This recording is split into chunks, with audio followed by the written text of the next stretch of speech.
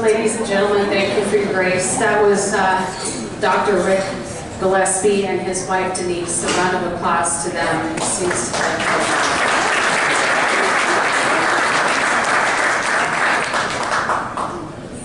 well, politics and pressure. This will show you that there is some out there.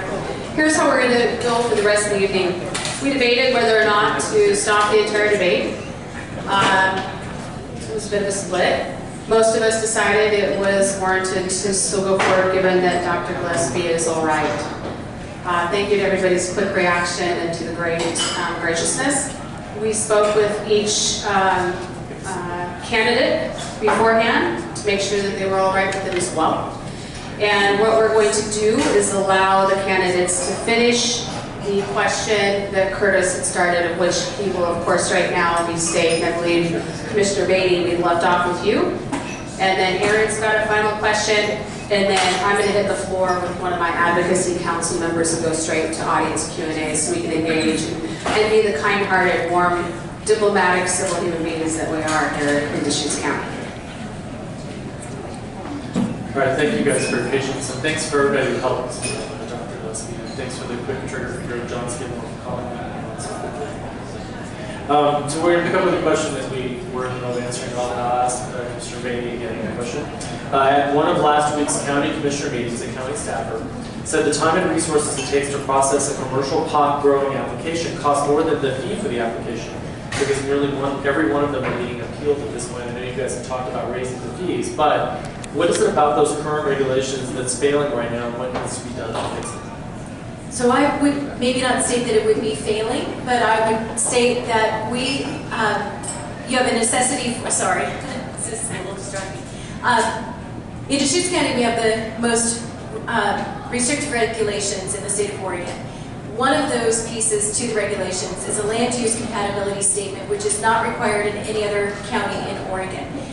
With a land use compatibility statement, it affords public involvement, which affords the opportunity for an appeal. So we can debate whether an appeal is appropriate or not, but we leaned on the side that we should have public involvement that allows the neighbors to be notified and to be engaged in action that is in their community.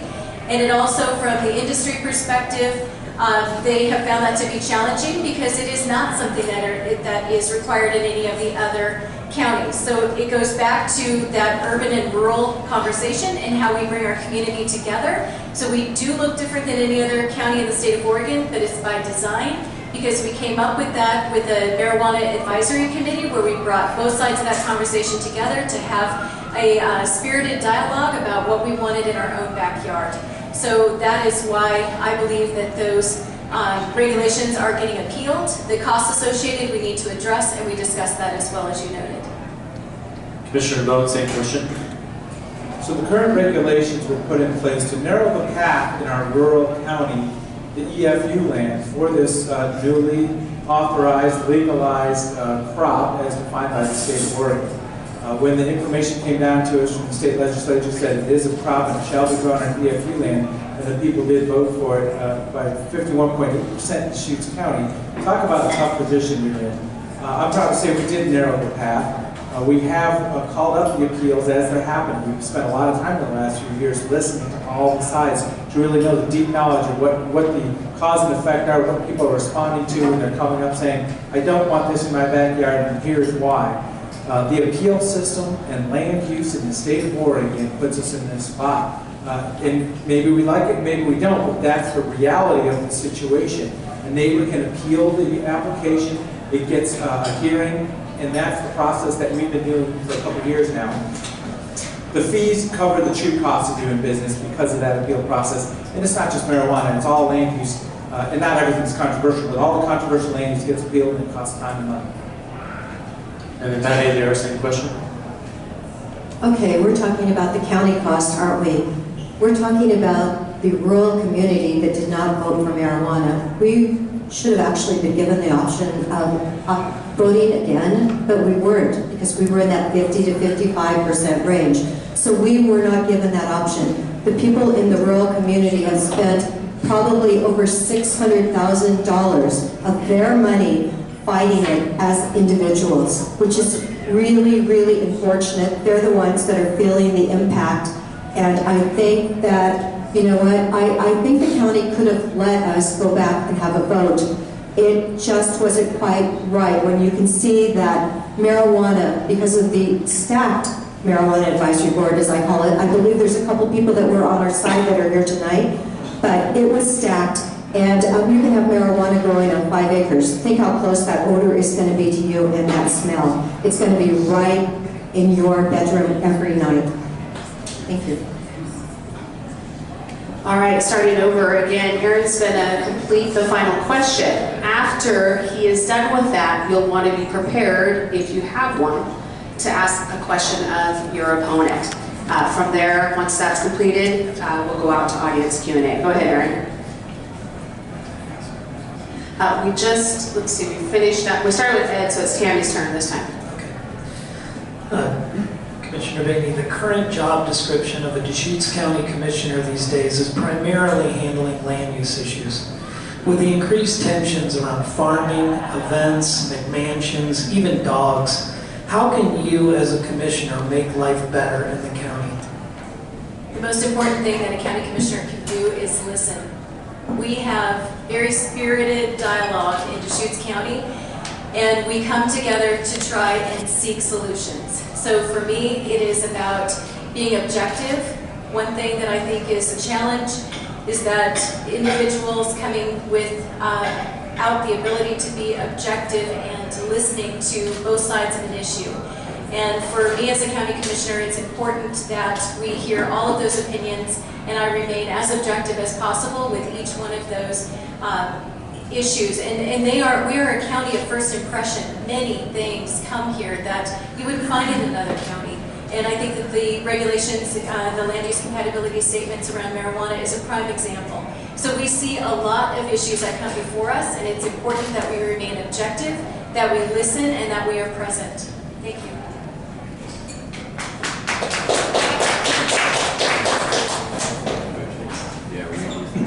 Tony, do you want me to repeat the question? I think I have it. So we do spend a lot of our board meeting time with land use appeals process. There's a lot of activity in that area. Our community development staff needs to be spun up and ready for all of this also. So it isn't just having a meeting and talking about the issue. There is a whole lot of work that's going on behind that. One of the thoughts I have is we're not creating new lots in the rural county. So we do not plat new land in the rural county. And we have publicly owned land and we have the cities. We're not creating new property. So that property is getting more valuable, it's getting more interesting. People love that view, pastoral view. They love the rural lifestyle, and the people that are moving in and changing that. It changes the world around you. So we are dealing with it. We're dealing with it every day, but we're not expanding it. It's just becoming a more concentrated resource. The urban growth boundary expansions of the cities. We're seeing a lot of activity in Redmond and Bend also. So that's where the new land, new parcels can be created. So yeah, we do spend a lot of time on those issues, but I'm honored to be able to listen, to communicate, to hear both sides, and make the best choice we can as these topics come up.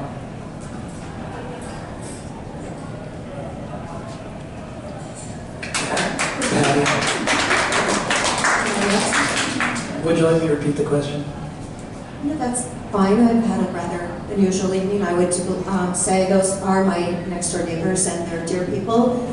And I'm praying that it's going to be okay. I need Denise to be alone tomorrow. That would not be a happy thing. When I was studying what's going on in the county with our land use, I noticed that we have tripled the number of permits in Deschutes County. And so I was thinking, I've gone to a lot of hearings, I've heard a lot of things. We have the Shepherd's Field down the road from my house. It's about 6 minutes away. Spent a lot of time listening to what was going on regarding the wildlife in Deschutes County and the fact that the Shepherd family wanted to have a church. There's all kinds of very dynamic things that we're trying to protect by the decisions the commissioners make. And I think it's really important that people make very, very careful decisions when you are a commissioner. And I would definitely use all the wherewithal and do all the research I could possibly do in order to make the best decision for you, Oregonians and Americans. We have a lot of rights. We have the First Amendment. We have the Second Amendment. There are a lot of rights that I believe we should always be protecting. Thank you. Well, first thing, thank you very much for being interested enough to come and listen to us today. You know, listening to people, doing a little bit of digging to find out the facts, I think that's really important. And, you know, over the last 7 or 8 years, I haven't really seen that from some of the commissioners. You know, some of the decisions we've made, like, and I keep saying Harris Radio for a reason, it was never put out to bid, it was a single source. They never even looked at another system. It's not working, and nobody's talking about it. I filed a FOIA request. I haven't gotten any information, but my research tells me we're the only county that's using that system. Salem, Portland, Eugene passed on it. We were the guinea pigs. I don't like that. I want to do something that's tried and true. When it comes to permits and fees, talked to the Water Conservation Board recently at a meeting. They were telling me that grants that they had acquired were actually going unused because they could not get through the permit process fast enough. They had asked county commissioners to see if they'd look into it 7 years ago. Thank you. All right, thank you to all of you as challengers, opponents, and incumbents. This is the opportunity where you do get to ask a candidate-to-candidate question. Technically, you're not obligated to ask it of your opponent. You could ask somebody else up here, but it's recommended. You have 60 seconds to respond, and if we absolutely have to do rebuttals, there are only 30 seconds, and Aaron and Curtis and I will be strict about that. In this case, we didn't get to do a coin toss. We started with you, Commissioner DeBone, in order, and ended here with the questions with you, Commissioner Bainey. I'd like to offer the challenger, Patty Adair, to start with her question. It's a courtesy. Let's see.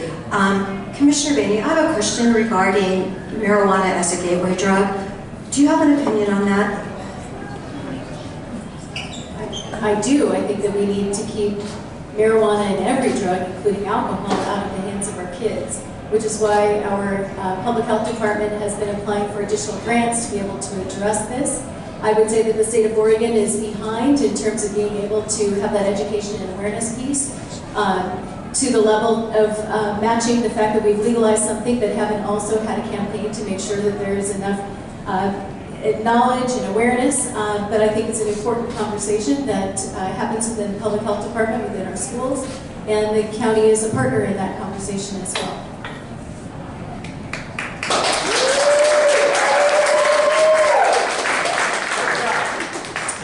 All right. I'm sorry. It's distracting. Yeah, I know but- it's wonderful, but I think it's distracting. They saw my face. That was what was coming. Would you do that for me, by the way? I think people are looking for some levity at the end of the day. But what I do trust, all right, you are from Deschutes and live in Deschutes County or however it is, and I know Deschutes County is a civil place. So I will expect that moving forward, please. Thank you. Commissioner Bainey, would you like to also address your question to your challenger?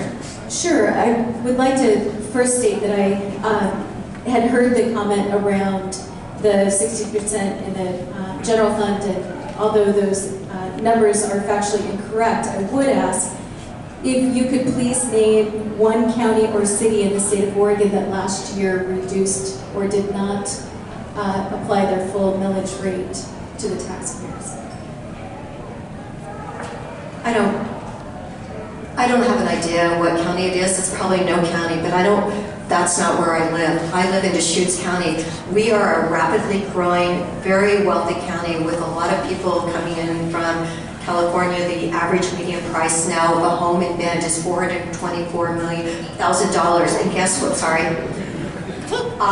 The $424,000 means that in order to buy a home, you have to have an income of probably over $100,000. It's significant what we are doing in our county, and therefore I think we need to really watch every dime we spend. It's extremely impactful when people have lived here for 30 years and now their property tax bill is double their mortgage.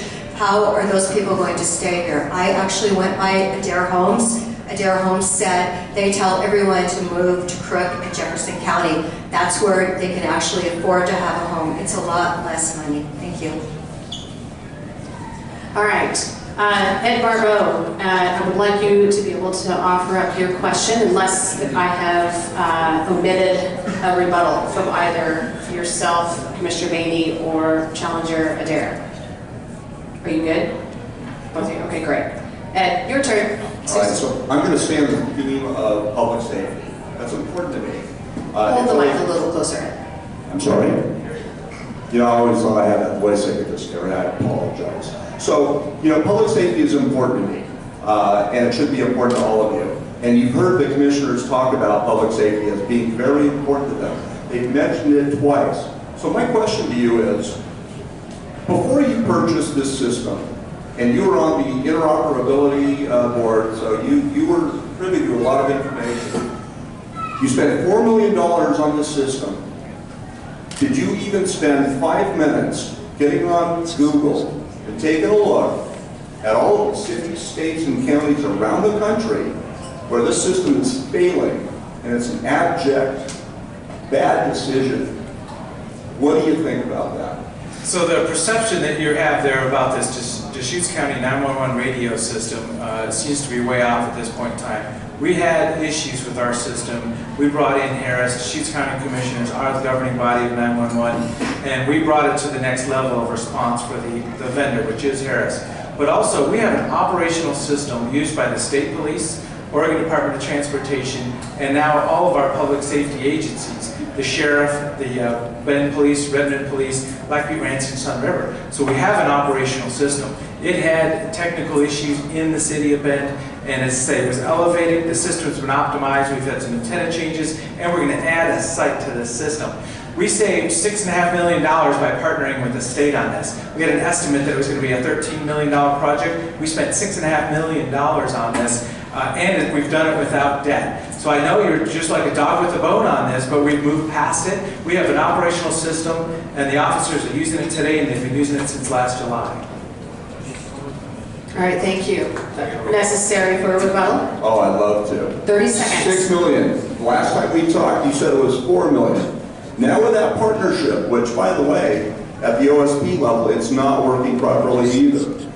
56 cities, a couple of states, Las Vegas, Miami, Oakland, they've scrapped the system because it simply doesn't work. And here's a quote from the sheriff in Las Vegas. I believe we've given Harris every opportunity to make the system work. It's just not a reliable system. Bend PD has a grievance, an OSHA grievance, that has not been satisfied. It's been 6 months, the system is still not working properly. Thank you. You're not as safe as you should be. Commissioner DeBone, you have the final candidate-to-candidate question. So a question, Ed Barbeau, I wonder about your thoughts on the right to farm, but also are you an advocate for marijuana, or are you against allowing it in the rural county? Well, frankly, it's already been decided by you a couple of years ago. And when you made that decision, you didn't take into account that Prop 4956 means we can't go back. So the question about what I would advocate for, no, I'm not an advocate for anything. I make decisions based on what I'm seeing. And you know, I wouldn't take office until about a year from now, and things keep changing. You keep saying we're tweaking the system. We've got counties that are suing the state, so all of this could change very, very much from right now. But you're the architect of the system we've got right now. You said it wasn't perfect. You went to the sheriff and you talked to him about a little bit of help with illegal marijuana coming out of the medical system. You talked about out-of-state transport, and that's your doing, not mine. You're the one that made that decision. I didn't. And you made it without regard for public safety, with OLCC not being operational. I challenge you to tell me that OLCC is up and running to capability. Thank you. Do you need a rebuttal for 30 seconds? I'd like that. So at this point, you're not giving us information about your position on this. I'm very proud of the reasonable land use we put in place. We have shed a lot of light on this. We've brought all these appeals into the board meeting. We have a lot of this stuff is recorded, so you can follow all the issues and the topics. I'm very pleased with being able to shed light on a legal industry. I didn't start there. I voted no when Measure 91 came around. My name was on the ballot at the same time, so that was my starting point. But as I say, as things have evolved, we have those 1,700 medical growers out there. Now we have a legal path with reasonable regulations. Thank you. All right, at this time, we appreciate that. A round of applause to the four.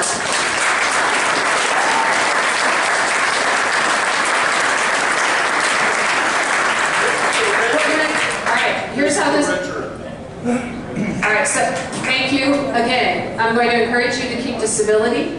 I'm going to come out on the floor myself with a microphone. One of my advocacy council members, Ken, is going to join me with a microphone. We will hold the microphone. Please keep your question to a question. And we're going to start with Katie Brooks. And so, Ken, I'm going to hand this to you, and then I'm going to hop out.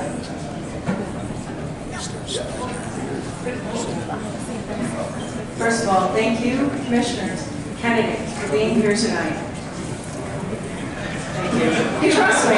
So this kind of discourse and debate is so valuable to our members and to the community, so thank you for being willing to do this.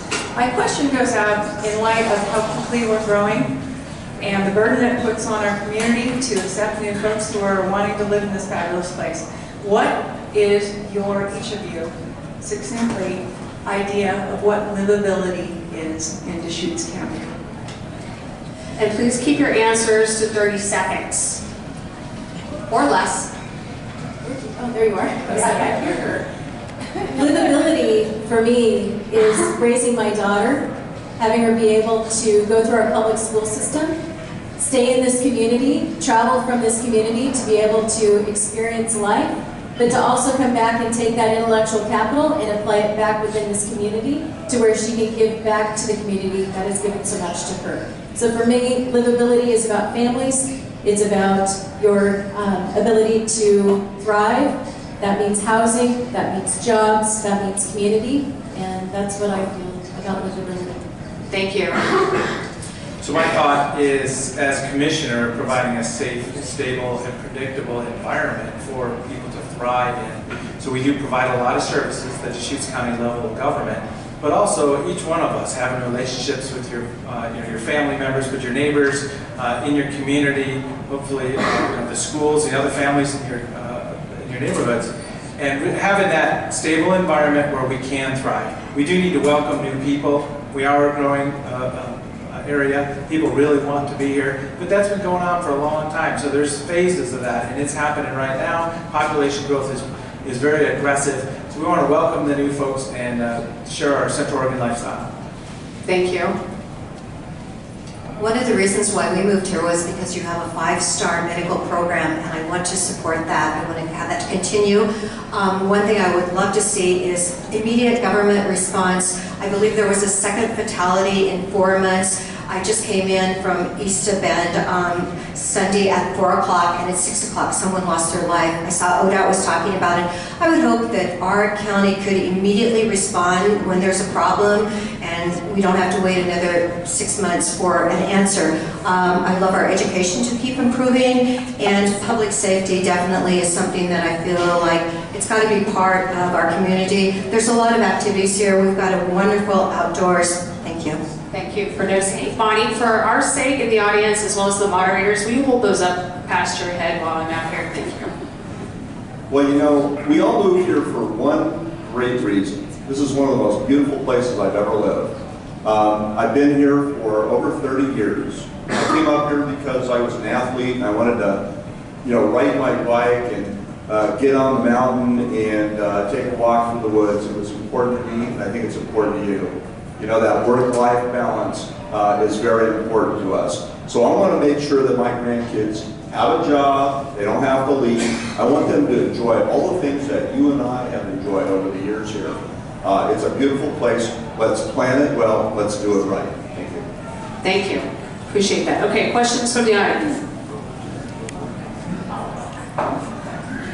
Thank you for coming tonight. We really appreciate your all honest answers to some difficult questions that we've had tonight. I am the co-chairman for the CORPAC trustee for the CORPAC committee, sorry. And we have a huge workforce housing shortage in Deschutes County. And I would like to know what you guys see as solutions to the housing, the people that live here, that work in our restaurants, that work in our hotels, can't afford to live, and they're driving from way far away to work here. So we have a problem there. I'd like to know what your thoughts are on that. 30 seconds. Who's starting? You are? Okay. Go ahead. Okay, what I really would love to see in Deschutes County would be granny apartments. When we first started looking for a property to buy here, they're not allowed. I think that would take some of the burden off, and possibly some of those workers, the service industry people, could live in granny apartments. They're a wonderful addition to homes. They can increase your family community. And the other thing that I really believe the county should expand upon is the Habitat for Humanity. That is an outstanding program. And the more that Deschutes County Commissioners can work with Habitat, those people have a vested interest in their house, and I think it's a wonderful opportunity. We'll go back this way. So urban growth boundary expansion of Bend, Redmond, Citrus, and Lapine is the way to really put market parcels out there so people can build homes on them. Deschutes County, as commissioners, we provide resources to the Community Development Department. We make sure the turnaround times are appropriate, and we've got the best customer service of the jurisdictions, I would bet. I would advocate for the city of Bend, I see a councilor or two in the room, to work on the urban reserve, so that 50-year view of where the city of Bend is going to go, not just the 20-year view, because it looks like we're on that path for quite a while. And also we're working with the state of Redmond on a 40-acre parcel right now that might just be able to put, and there's one in Bend also, put in place, which could really add some land. And or Tammy? Sure. You know, I'd like to see us well, I'd like to see us advocate a little bit for Central Oregon, outside of Central Oregon, not just with great EdCo doing a great job being an advocate for us. You know, they're lobbyists, and people seem to come a little bit. 15 seconds is not enough for this question. So, you know, I've got people that work for me. I want to see them have a house. I want to see them being able to afford living here. Otherwise, why be here? And there's no way I can get this out. That's why we'll make sure there's networking at the end. You'll get this down. So the role of a county is multifaceted. So we play the role of a landowner, which we can actually donate land to some of our cities. Most of the growth due to Senate Bill 100, which is the land use laws for the state of Oregon, growth will happen within a city. So that partnership of working with our jurisdictions to be able to provide those opportunities. On Monday Monday of last week, I convened a conversation between the Director of Transportation and the Director of Oregon Housing. And we are setting up a conversation to talk with the Director of the Department of Land Use, Conservation, and Development, because the silver lining of the housing crisis is that we have to address land use. Thank you. All right, question on the other side of the room. And do your best to truncate your questions. Really keep your questions, please. Okay, so with the development challenges in the city of Bend, we're seeing more development move out to the county areas. Do you feel that the county needs to address a more developer-friendly process to get those developments built and get houses into the market? Or do you believe that the current land use provides the balance that the county needs to restrict some of that development in the county? Thank you. So I will start. I will say that land use patterns in Oregon, exclusive farm-use lands where we have rock on top of the soil, is causing us from being able to address, in my mind, some of the housing issues that we have. We have lands that are not suitable for high-value farming, but are classified as high-value farmland. So until we work with the state of Oregon and the state legislature to address the land use issues in our area and be allowed to address some of the mapping errors that are causing some of those issues, we will not be able to address affordable housing, and we will not get to some of the development needs in the unincorporated areas of the county.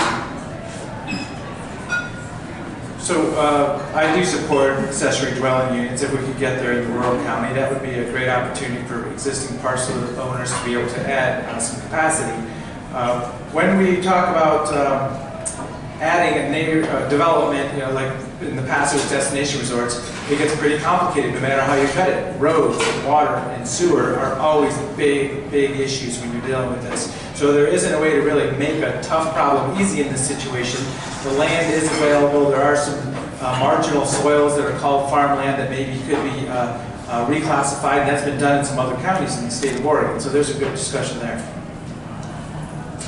Go for it, Ed or Patty.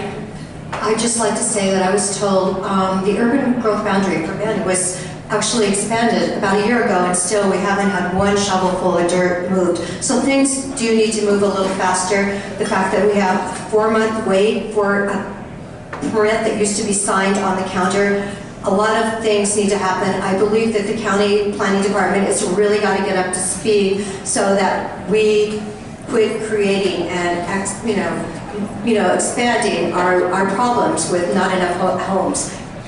More efficient. Okay, the state tells us what to do, quite a bit of land use issues. But one of the things that we can do is we can speed up our permitting process. I believe we should reduce SDCs, make it a little bit more affordable for builders and developers. They can work on getting that workforce housing if it's more affordable for them. Talking to people like Brooks Resources, they're talking more about infill projects rather than big developments. That tells you something. It tells you that we're not quite ready to be there. We've got to work on our zoning issues. Thank you. All right. Question back here. Okay, I've got to hold it up because I'm going to stand. Hi. My question is, the $442,000 that was collected on marijuana taxes, has that covered the cost for hearings, work sessions, marijuana advisory committee, appeals, application process, enforcement, inspections? Has it covered all of those things? And has it been worth it?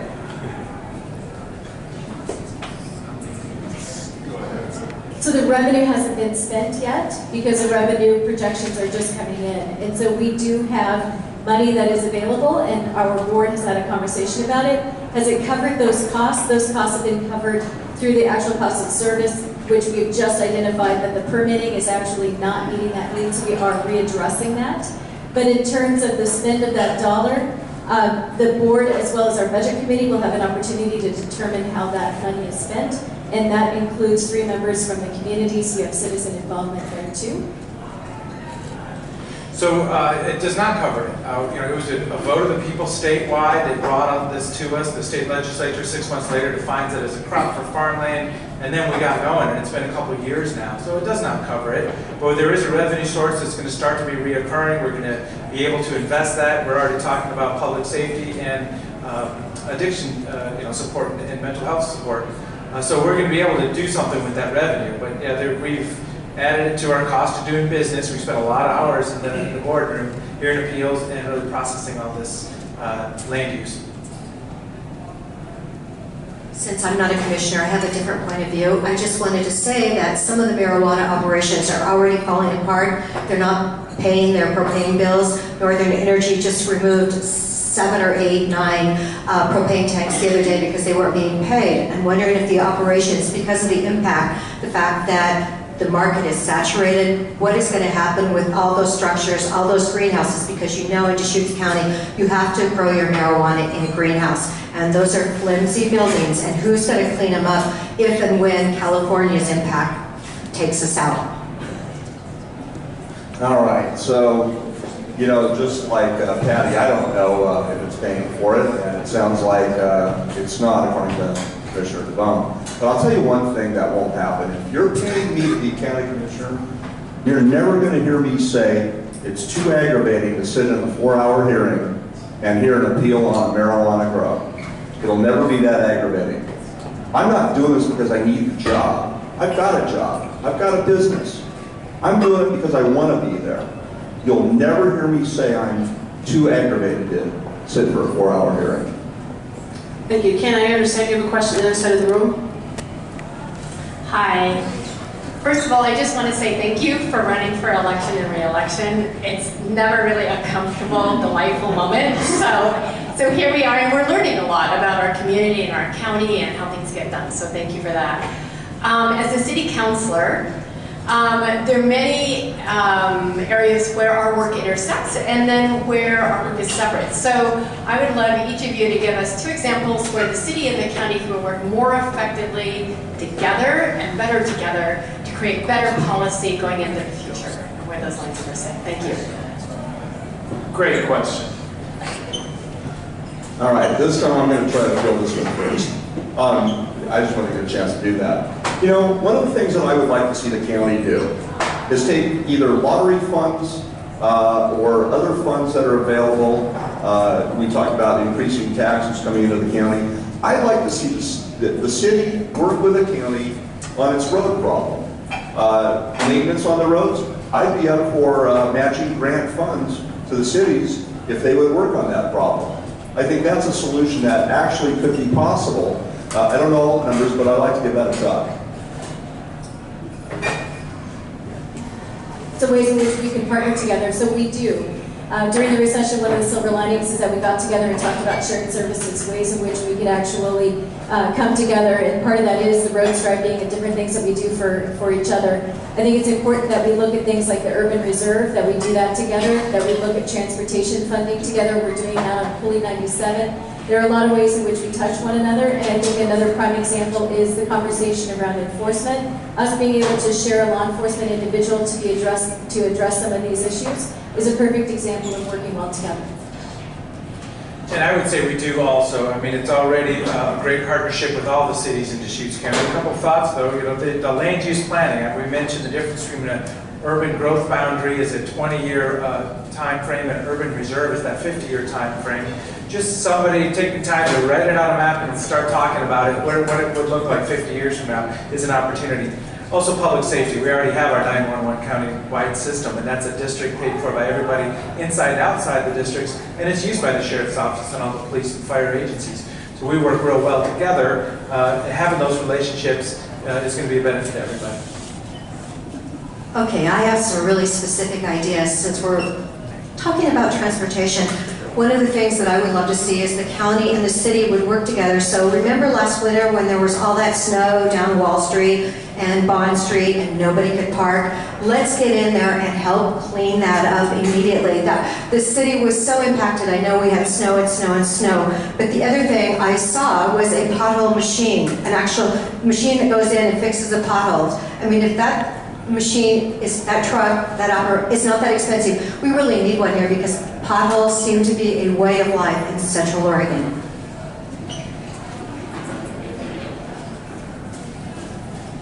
All right, we have time for one final question with the audience before we have a closing. I'm sorry, we have one over here.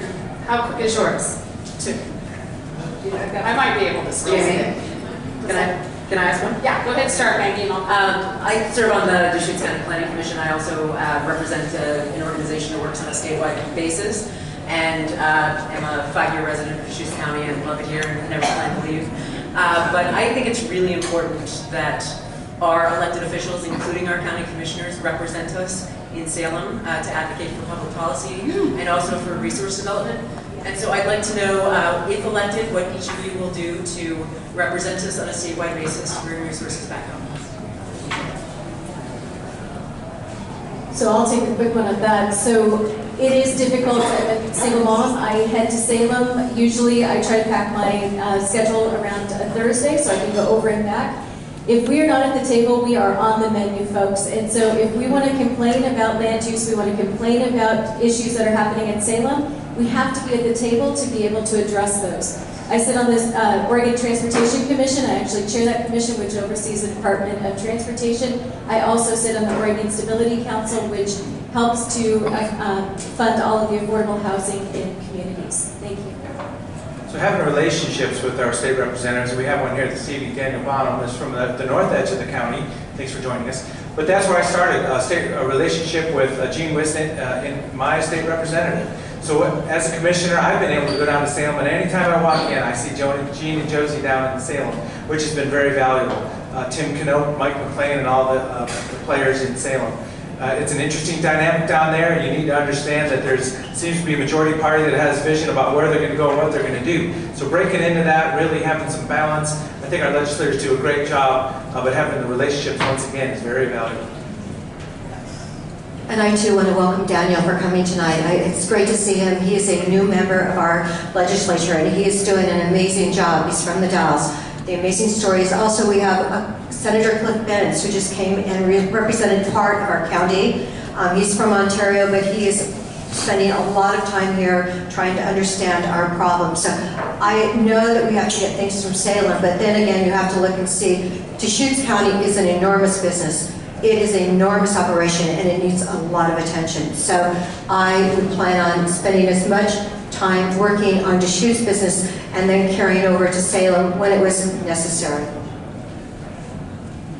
Sure, I definitely agree that it's important to be working over in Salem. With the amount of influence they have on our life over here, those partnerships are absolutely crucial to our future success. As we grow, we're going to be more important to the state, and we've got to have some access. We've got to be able to leverage that growth into getting us a little bit more what we need from the state. All right. He's promised me this is a question, and it will be short. If not, I will bring my cane out. Very quickly, hours ago, America lost one of their most beloved and respected citizens in the passing of Margaret Bush, our former First Lady and First